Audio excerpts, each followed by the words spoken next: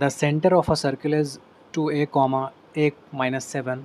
Find the values of a if the circle passes through the point 11 comma minus 9 and has diameter 10 root 2. तो पहले मैं circle का centre देख लेता हूँ. ये सर्कल का सेंटर है और इसके कोऑर्डिनेट्स हैं 2a कॉमा a माइनस 7 और ये सर्कल पास होता है किसी पॉइंट 11 कॉमा माइनस 9 से. मतलब ये 11 कॉमा माइनस 9 इस सर्कल पर कहीं लाई करता होगा. ओके, यहाँ या यहाँ कहीं भी मान लेते हैं. तो मान लेते हैं ये पॉइंट यहाँ पर है 11 कॉमा माइनस 9. ओके, अब 11 कॉमा माइनस 9 को अगर आप इस सेंटर से ज्वाइन करोगे तो इस लेंथ को रेडियस बोलते हैं, क्योंकि आप सरकमफ्रेंस से सेंटर का डिस्टेंस देख रहे हैं. तो ये रेडियस है. क्वेश्चन में डायमीटर गिवन है.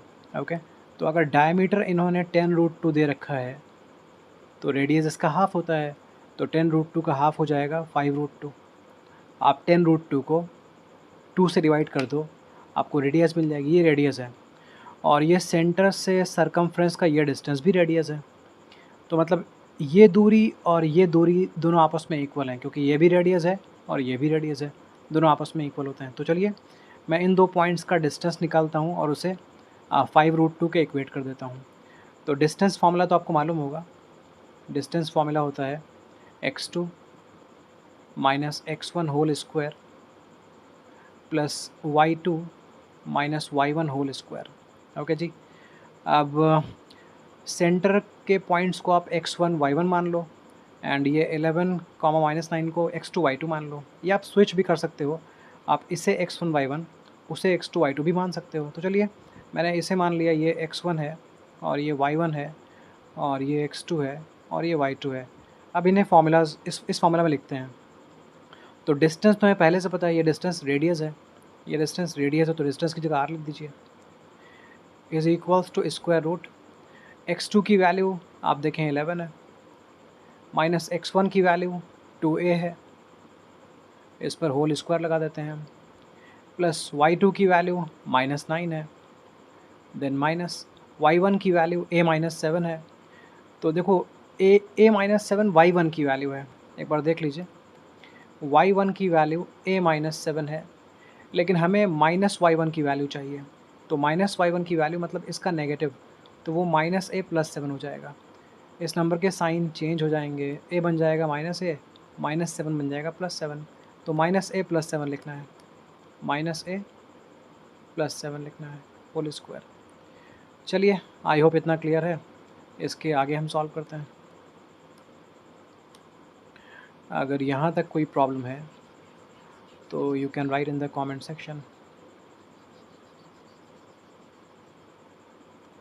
हाँ जी, तो रेडियस आपको मालूम है 5 रूट 2 निकाली थी हमने. रेडियस 5 रूट 2 थी. स्क्वायर रूट 11 माइनस 2a का होल स्क्वायर कर देते हैं. तो a माइनस b का होल स्क्वायर होता है a square plus b square minus 2ab. मैं यहाँ पर लिख देता हूँ formula. a minus B whole square का मतलब होता है a square plus b square minus 2ab. आप इसे याद कर लो अगर याद ना हो. तो 11 माइनस 2a का होल स्क्वायर हो जाएगा. पहले हमें 11 का स्क्वायर लिखना है, देन हमें 2a का होल स्क्वायर लिखना है और देन हमें 11 और 2a दोनों को माइनस 2 से मल्टीप्लाई करना है. तो माइनस 2 इंटू 11 इंटू 2a. ये मैंने इसे एक्सपैंड किया है. अब मैं आगे इसे सॉल्व करता हूँ. मेरे पास आगे है ब्रैकेट में माइनस 9 प्लस 7. तो माइनस 9 और प्लस 7 माइनस 2 बन जाएगा और ये माइनस a है, इस पर होल स्क्वायर लगा हुआ है. लेफ़्ट साइड में हमारे पास 5 रूट 2 है और राइट साइड में स्क्वायर रूट के अंदर 11 स्क्वायर का मतलब 121 होता है. 2a का होल स्क्वायर 4a स्क्वायर बन जाएगा. इन तीन नंबर्स को मल्टीप्लाई करोगे तो आपको माइनस 44a मिलेगा और माइनस 2 माइनस a का होल स्क्वायर. देखिए जी, आपको पता होगा कि a प्लस b का जो होल स्क्वायर होता है ये a square plus b square plus 2ab होता है. अगर a और b दोनों नेगेटिव हों तब भी आपको यही मिलेगा. ओके, a स्क्वायर मिलेगा प्लस b स्क्वायर मिलेगा और प्लस 2ab मिलेगा. कुछ भी नेगेटिव नहीं आएगा. ओके, अगर आप सरप्राइज हैं कि ऐसा क्यों हो रहा है, कुछ नेगेटिव क्यों नहीं आया, तो माइनस a माइनस b के होल स्क्वायर का मतलब था कि आप माइनस a माइनस b को माइनस a माइनस b से मल्टीप्लाई कर रहे हो, ये इसका मतलब था. तो अगर आपने माइनस a को माइनस a से मल्टीप्लाई किया तो प्लस a स्क्वायर मिलेगा.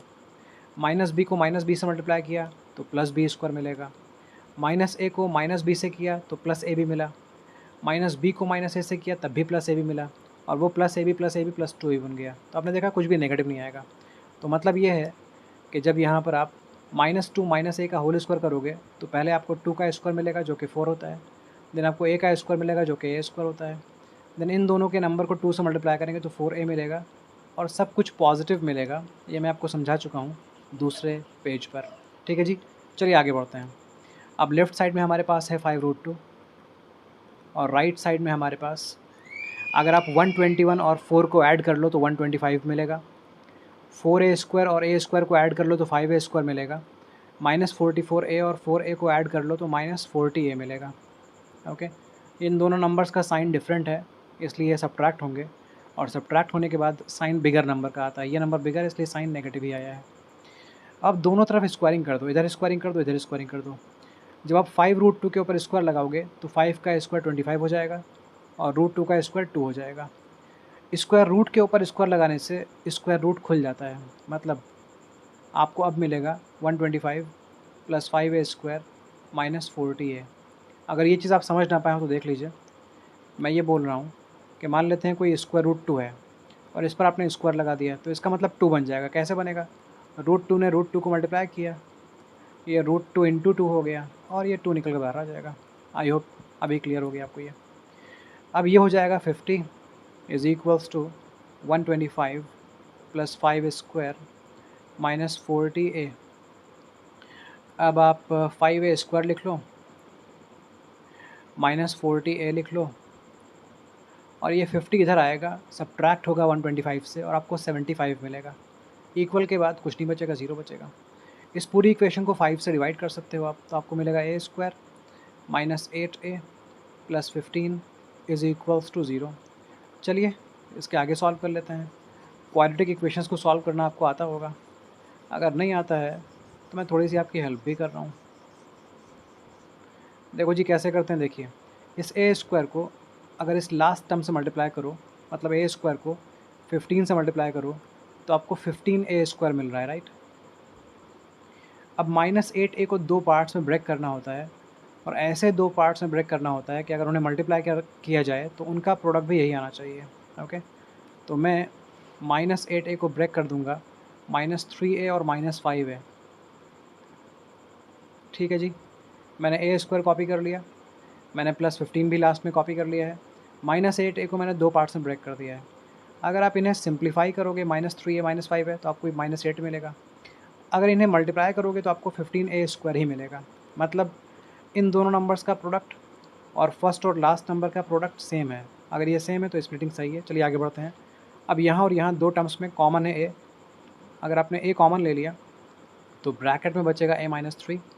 कॉमन लेने का मतलब ये होता है कि आप इसे a से डिवाइड करोगे और इसे भी a से डिवाइड करोगे।